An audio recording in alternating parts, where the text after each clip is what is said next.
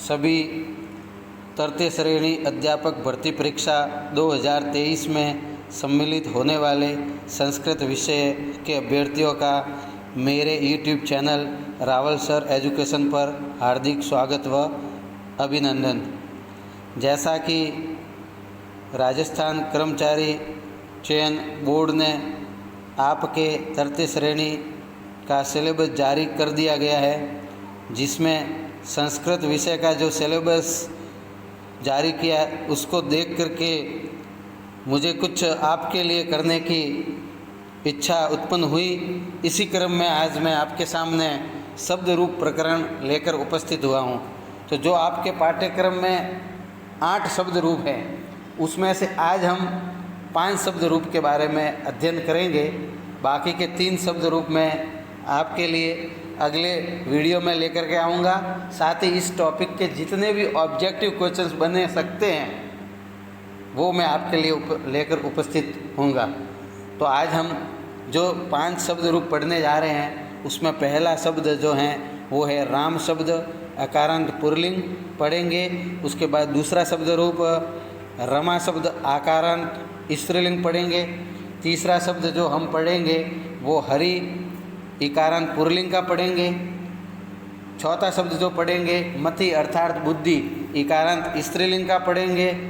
और जो 5वां शब्द पढ़ेंगे वो है वारी इकारांत नपुंसकलिंग का। आप अपनी नोटबुक और पेन लेकर के बैठें और एक एक पढ़ते जाए और नोट करते जाओ। आपके ये नोट्स बहुत काम आएंगे। तो लेट्स स्टार्ट। रामः रामौ रामः प्रथमा रामम रामौ रामान द्वितीया।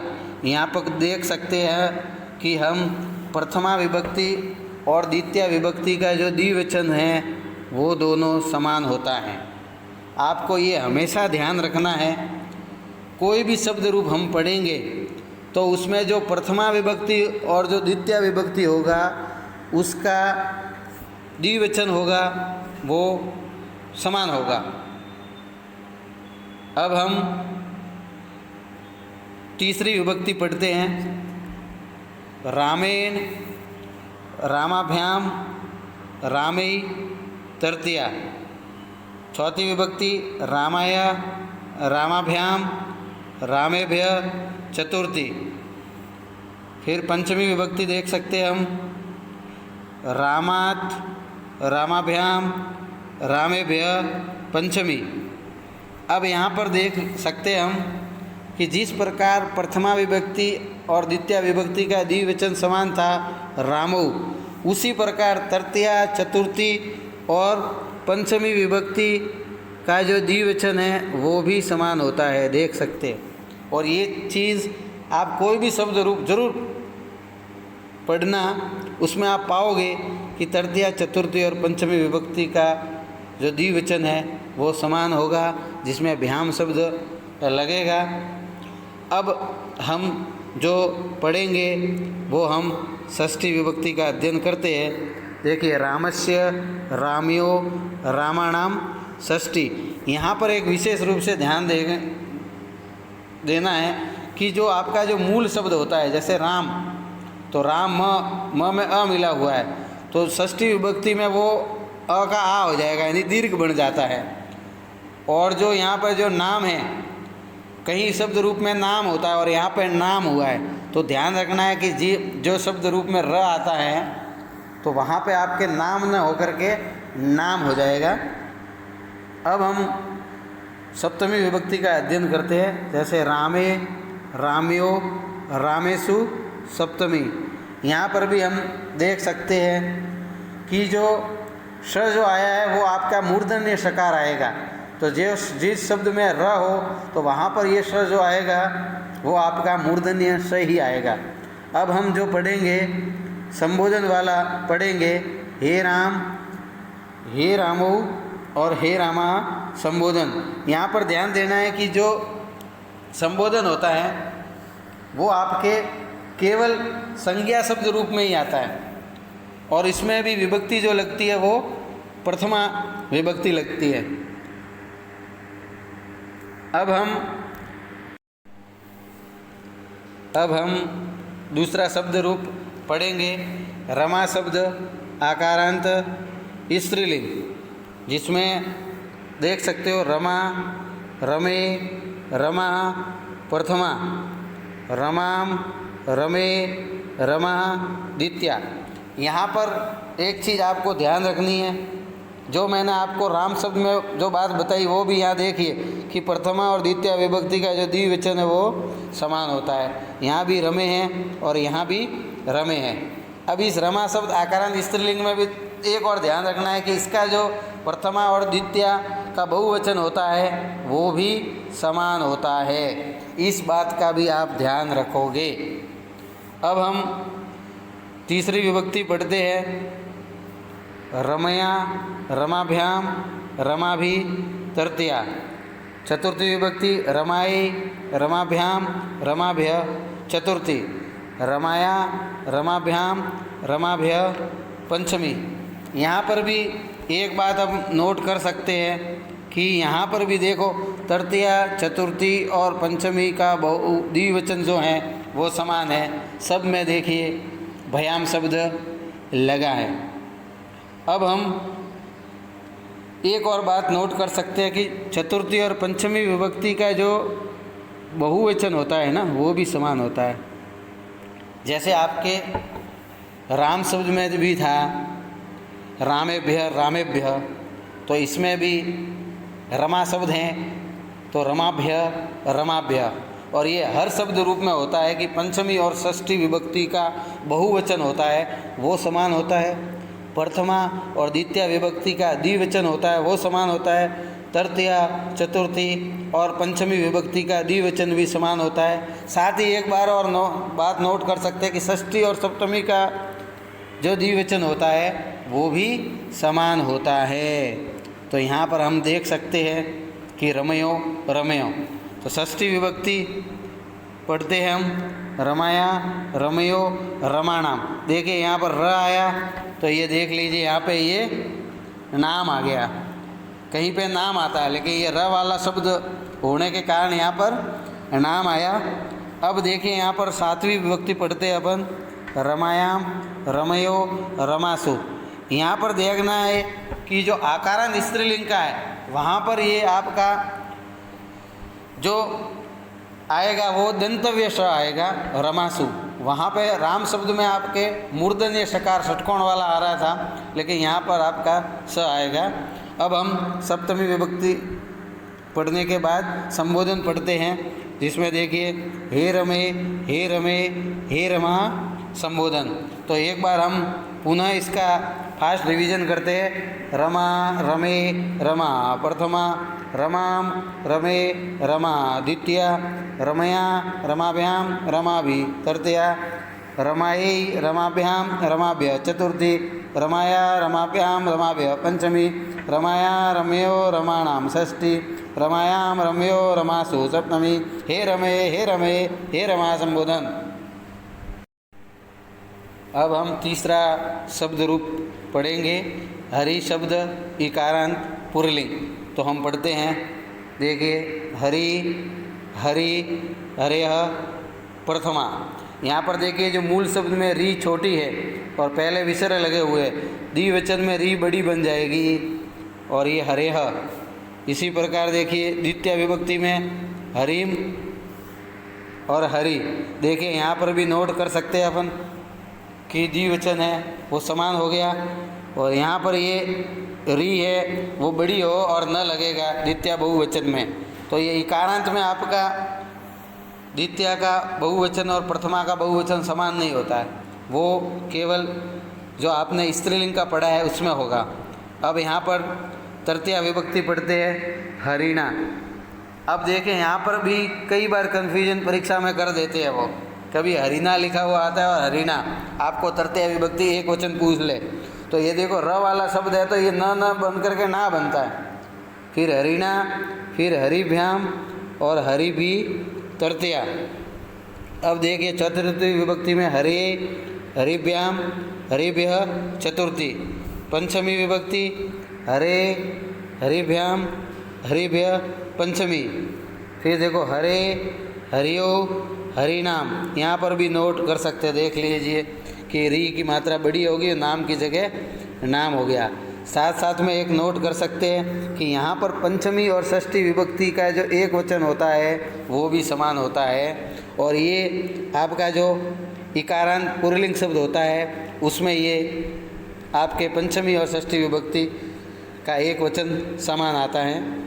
अब हम आपके आगे सप्तमी विभक्ति देखेंगे। हरो हरियो हरिसु सप्तमी। यहाँ पर भी देखिए ये मूर्धन्य शकार आया है, र वाला आया, केवल स्त्रीलिंग में आपका दंतव्य शकार आएगा, उस बात को ज़रूर नोट करना। और यहाँ पर भी वापस इसमें भी देख सकते हैं कि द्वितीया का प्रथमा और जो द्वितीय विभक्ति का द्विवचन समान है, तृतीया चतुर्थी और पंचमी का द्विवचन समान है, षष्ठी और सप्तमी का द्विवचन समान है, चतुर्थी और पंचमी का बहुवचन समान है, और पंचमी और षष्ठी का एक वचन समान है। तो हम इसको आराम से ध्यान से पढ़ेंगे।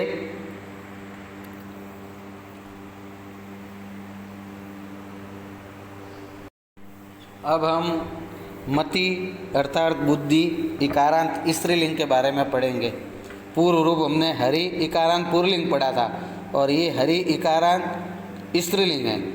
उसमें जैसे हरि में प्रथमा विभक्ति एक वचन में विसर्ग थे, तो यहाँ भी प्रथमा विभक्ति एक वचन में विसर्ग आएंगे। द्विवचन में देखो ती का छोटी का बढ़िया बन गया, जैसे हरि में हरि बड़ा बन रहा था तो मति में ये मति बड़ा बन गया।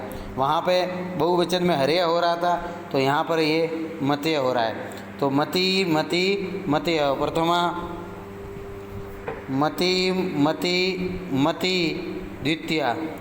यहाँ पर ध्यान देना है कि यहाँ पर ये न नहीं लगेगा, मति शब्द में विसर्ग आएंगे। फिर हम तीसरी विभक्ति पढ़ते हैं, जैसे मतया मतिभ्याम मति भी, यहाँ पे ये भी लगेगा।